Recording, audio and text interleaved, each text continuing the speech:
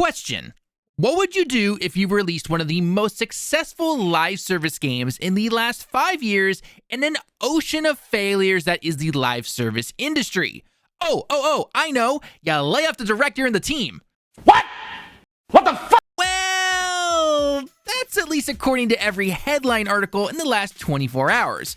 But if you actually waited, like less than an hour after this news broke, then you would find out that this is nothing new for NetEase, and also, it's not the main game director and their team that was laid off, the ones over in China. It was actually a support team from Seattle, Washington, in the US, for a total of, are you ready for this? 6 people. And while yes, it obviously sucks when people lose their jobs, this whole thing has been blown way out of proportion. So we need to discuss everything that is actually going on. And while if you've been paying attention to anything in the gaming industry, especially over the last 5 years, this should not be a shocker whatsoever. What's going on, everyone? Tallen here with Direct Gaming, joined of course by Little Bobby here, and we gotta talk about this because the moment this news broke, I was just like, holy crap, why would you fire everybody when in reality, it's not really the case? And this can actually lead into a bigger, broader topic later on, where we discuss how this is going to affect the gaming industry going forward due to just how different countries work when it comes to releasing games and everything. But Bobby, I need to ask you right now as we get going into this video, when you initially saw this, when you initially saw all the headlines and everything, what was your initial reaction? But then obviously we got the updates and everything where literally a bunch of posts over on Twitter and everything were getting community noted saying that, hey, actually it's a group of 6 for the most parts. What were your initial thoughts and reactions when all this stuff started coming out? Honestly, I was very, very confused, and I didn't really it took me a minute to go like, there's got to be something wrong here, because there's no way you would fire the director and the entire team, at least what the initial reports made it sound like. They made it sound like, oh, we just are replacing the whole team. And I was like, there's something wrong there. That cannot be right. There's got to be some kind of information we're missing. And it turns out, there was, and it came out, like you said, a little while later, that it was just like a support team in Seattle, I think. Yes. That was like, 6 people? And one of them, kind of made it out like they were the game director. And then, the actual community manager for the game came out and was like, no, we have one game director, I think they're in China, right? Yes. In China, that is our game director. This person is not our game director. We did let that studio go, or that little support wing go, but that is not going to have an effect on the overall game. And that made a lot more sense once I saw that. So yeah, I was completely shocked and really confused. I was like, this can't be right. There's got to be something they're missing here, because that wouldn't make any sense. Like, Marvel Rivals is one of the biggest hits in, like you said, in years, especially with all of the live service failure we've seen in the last 5 years. Right. And when it comes to that particular team, obviously the person who made that entire email and that post and everything, they are the director of that team, but they are not the main game director making all of the final choices about certain characters that are released, what maps are released, how are they made, all that stuff, right? He's not the head of all that. And then when you break it down to the team that is there in the US, in Seattle, the way I personally look at this right now is one of 2 things. Either A, it was, again, they're mostly there to help finish out support for the first season. Maybe they were working during maybe the last year or so to help get the game over the finish line to then get released, and obviously help out with season 1, because season 1 is supposed to be one of the bigger ones with the 4 heroes and everything. And so now that that's coming to an end, or at least the majority of that stuff for the part 2 of season 1, it's like, okay, well, they don't really need that team anymore, and it is within NetEase's rights to do, let people go if they need to, as much as it might suck, especially within an industry right now where so many people are laid off, especially over the last few years. But we know that's a lot of that is blowback due to the everything that happened with the COVID and everything.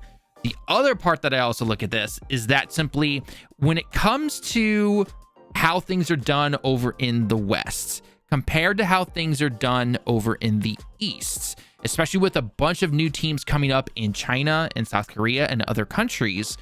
We're starting to see that they're doing a lot of things differently than others are doing, that, or at least that we're used to seeing and everything like that. And that can be anything from their budgets in gaming to how much they do with crunch and everything, which I would definitely say right now, expect to see these headlines in the future probably about, you know, crunch and everything, which is never good, obviously, but I do expect to see that, you know, in the future. I expect to see headlines about saying like, you know, this team is only paid this amount of money, which is way below the average and everything, when in reality, for certain countries, the amount of money that it takes to actually live comfortably is nowhere near as high as it is in the States and other countries. Not saying that's particularly bad or good, that's just the reality of it is. And I can actually speak on that because the amount of money that I make at my current day job right now, living over here in Japan, this is not like, you know,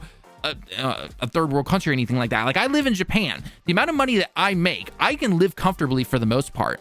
But if you convert that over to another currency in, you know, let's say Europe, for example, or especially back home in the States, I would be below the poverty line. Like, I'd be making almost nothing essentially. So that is one thing that I think that people really have to keep in mind, especially going forward, because as we even saw with things like Black Myth Wukong, we're probably going to start seeing with some of these other Chinese-based development teams and everything, with where these articles come out with mistranslations and everything about saying like this is happening, and in reality it's actually really not that. And just kind of keep in mind that how this is all going, and bring that back to Marvel Rivals now with NetEase and everything. This is nothing new for NetEase. NetEase has been doing this for over a year, where they've been reevaluating a lot of stuff, which has been leading to a lot of closures in studios, even over in Japan and again in the US. If you guys remember the game Visions of Mana released last year, the day it released, not even a week later, the day it released, NetEase closed that studio that was working on that game. So again, nothing really that shocking when it comes to who NetEase is. I mean, they're known mostly for all of their mobile games. Obviously, they're known now for Marvel Rivals and for whatever potential games they do in the future and everything. But this is nothing new for them.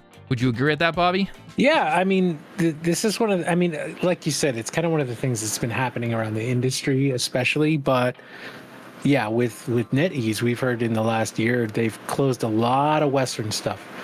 And it kind of makes sense because they're centralized in China, right? They probably are like, well, we have all these things where we're spending a ton of money, especially like you look at Seattle and how expensive that is, you know, them going like, oh, we're going to close this just to save that little bit of money every year. And it's not a little bit to us, but for them it is. But if you're spending $500,000 on a team a year, you know, that's and you go like, well, we don't need them right now because they work on like Rivals and we just got our biggest content update ever out. We don't need them, so they unfortunately get shut down. Now, I'm not advocating for anybody getting shut down, but if you're worried because you're a fan of Marvel Rivals, don't be worried that the game is going to suffer. But yeah, it's just an unfortunate reality that they were in a wing where you kind of could have seen this coming if you were working for that company and not in China in the last year. But yeah, I think that the social media like blow up was a little bit absurd in terms of how everything went down, and you know, we'll talk about that in a minute, I guess. Yeah, because one thing that a lot of people are also saying online and everything, and I've seen huge content creators to people with millions of followers and everything saying like, look, this is a bad look for NetEase when it comes off of something like a success that is Marvel Rivals. If Marvel Rivals was a flop and it wasn't doing well and everything, then, you know, a lot of people be like, yeah, of course you'd start cutting and everything like that. But it's like, this is a huge success. Why would you fire them and everything? And again, two parts to that. Part of it is that their main team is over in China, and if they don't need certain teams to help out with post-launch support and everything, or maybe they use this season one to be like, oh, actually, this team is actually perfectly capable of doing it completely on their own, and they don't need the help of this other team, regardless of where they are. This team that's in Seattle, they could have been in Australia, they could have been in Japan, they could have been anywhere. They were probably still looking at it and being like, I guess we don't need them, right? And again, this is NetEase. This is typical business stuff, unfortunately, when it comes to the current day that we're in, when it comes to the game industry and everything, where they're going to look at it and be like, well, we could save this money and we're still bringing in a lot of money over here. So, yeah, that's what we're going to do. So, thanks, guys. Bye. Like, that's what they're going to do, essentially. So, again, it sucks that, certain people are let off. I mean, I know one of the people mentioned in the initial note and everything was a level designer and everything, but yeah, it sounds like, I mean, again, if it doesn't sound like they're not obviously the only level designer in the entire game. They have other level designers. So I'm guessing NetEase must have looked at it and been like, well, we got two other, let's just say, for example, we got two other level designers over here in China, and we pay them X amount of money. And we got this one level designer over in one of the most expensive cities in the States where the currency, is vastly different and everything. We could save a lot of money just by letting that little team go or something like that. Again, business-wise, that's how they're going to look at it. And they're not the only, NetEase isn't the only people who do this. A ton of publishers and big wigs and everything like that, they've been doing this for years. So yeah, again, I mean, Sony's done it, Microsoft's done it, Ubisoft's done it. Everyone does it. I think the only people who haven't done it is Nintendo. Yeah, yeah, but Nintendo's philosophy has always been to keep the talent there, and they've also been doing that for 30 plus years now and everything. And so they've been training up the next generation. But again, that's getting off topic and everything. So again, we're not trying to say that, oh, boo-hoo, people got fired, suck it up or anything like that. But in just the reality that we currently live in right now, this is nothing new. It just isn't. Yeah, especially coming from NetEase, where, like we mentioned, they've been doing this for about a year, just like systematically closing down their studios that are over here in the West, just because it's a lot more costly to make games here. It is. You see like Stellar Blade and stuff. They're able to make that. What wasn't it, like 40 million or something? The budget for Stellar Blade was like 40 million, and it sold pretty well, and it's now even going to PC. And the company that made that game, they were initially known for their mobile games beforehand, mostly over in Asia, if I remember correctly. But there were reports after it released initially on the PS5 and everything that, yeah, they made a ton of money off of Stellar Blade because it sold well. And it's gonna, you're probably, we saw the same thing with, Black Myth Wukong, where, again, I know most of the sales were over in China, but guess what? Those are sales, and it obviously sold really well over here in the West and everything. And they were breaking records like no tomorrow. And we're probably going to be seeing that with some of these other ones. We have that huge PlayStation, like, China kind of working program going on right now. There's like 10 games that still haven't been released. There are other games that are going to be coming out, like Tides of Annihilation, which was just shown off of the State of Play, which is obviously going to all platforms. But it's just like, expect to see more of this going forward, essentially. Both the good and the bad. That's just the way it is, unfortunately. So, for anyone wondering, is this affecting Marvel Rivals itself? No, they had a huge success, and the main team that's making, whether it's the characters, the maps, and everything, they're over in China. That's where they are. And so they're still going to release all that stuff. Just some of the support teams that are in other Western countries where they can look at it and go like, oh, we can actually save some money here. Cut. Just like, again, everyone else has been doing. Sony's doing it. Microsoft's doing it. Ubisoft's doing it. EA's doing it. They're all doing it. So it's not nice to see, obviously, but that's just the reality that we are in. And so I think people need to just remember that when they see things. And also, this is, again, it's something we've probably said, especially, maybe people look at us like boomer gamers, Bobby here, but it's like, take 5 seconds to read the article and look at the details that are there and not just look at the headlines. It's pretty obvious why people do the headlines they do. It's the same thing with YouTube videos, TikTok shorts, all that stuff. Why people title things certain ways, because it gets people to click on it. That's the way it's been for, God, 15 plus years now at this point. So but that's just the way it is. So yeah, and it's you know, it kind of is what it is. But yeah, we gotta just be realistic with this. This person who put out this thing, and this is what I want to mention earlier. This person who put out this thing knew the state of the industry and how reactionary a lot of people online are right now. Because yeah, it does, like, it sucks to see people lose their job, right? Right. Especially because you feel like a lot of good talent might be gone, may never come back. We've got some really great stuff in the last few years, and still seen some really great studios shut down. Like the first thing that comes to a lot of people's minds is like Hi-Fi Rush, right? Studio got shut down because the game didn't make its money back. You know, fortunately they got bought up, and hopefully they're going to be able to do what they do with a sequel. But you know, the person who posted the initial thing of like, hey, my whole team got laid off, and then everyone saw that and ran with, oh, all of Marvel Rivals team just got laid off, without doing any kind of research into who this person was or anything.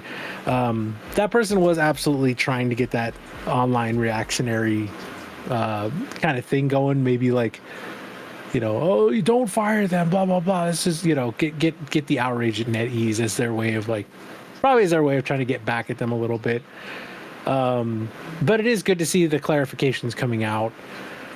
Not that, again, we want to see anybody lose their job, but when you do that and you kind of try, like, you burn the bridge on the way out like that, like you kind of just try and torch the joint on, you know, as you're walking out the door. Like, I don't see this person getting a lot of offers from other places, you know, just because that's bad form. It's very unprofessional.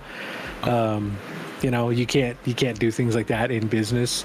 I understand it's tough, like, but you know, you gotta keep it together and then keep your head up and move forward.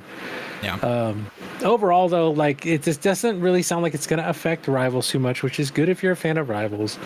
Again, for this little team, hopefully they can find something that works for them as soon as possible. But yeah, like, this whole thing was blown way out of proportion in that first like hour. Yeah. Until the NetEase community manager came out and was like, you know, it's actually not really the game director or anything. Like, our game director is this guy. That's been the game director the whole time. We don't know why they said they're game director. This is the only game director we have, and they're still here, and our whole team is still here in China working. So yeah. Well, again, a lot of those titles use director, and even some of them said game director, when in reality, again, that person is the director of that team. He's the leader of that particular team, but he's not the director of the entire game. So, again, like you're seeing, and now, of course, a few hours later on social media and everything, you're seeing a bunch of the posts saying like, important context. One of the directors of that entire team, who is obviously then the director of smaller teams and everything like that, was laid off. The main game director was not. So, and again, I'm sure more, information is going to come out over the next couple of days and everything, where it's going to be like, okay, they technically worked on this little bit of the game, or they're doing this, or doing this and everything, which is not to take away from what they brought to the game, but it's a lot different than, hey, the whole team was just, fired, and now they're left with a skeleton team to work on Marvel Rivals, one of the most popular online live service games going on right now. Like, that's very different. So, yeah. Again, yes, it sucks. They're making all this money. Could they keep them around? Yes. But as we've seen with all across the industry, basically, it's just the unfortunate reality that we are in right now. And hopefully some of those team members are able to get picked up and everything. But I do think that director probably won't get picked up because of how he is torched the earth is the term, I think, or something like that. I don't really know. But regardless, not exactly the most professional way to go out, I would say. So, but we'll have to wait and see. So, but again, let's know your thoughts down below, everybody. Are you still playing Marvel Rivals? We still played a little bit here. Check out our guides if you haven't already. I'll definitely be checking out the Human Torch and the Thing, who are releasing, I think, either today or tomorrow, depending on where you are. But yeah, let us know your thoughts down below. And again, 5 seconds. Just read the articles, read the stuff, do a little research. I know it can be tedious sometimes, but trust me, it better in the long run. So just keep an eye on it.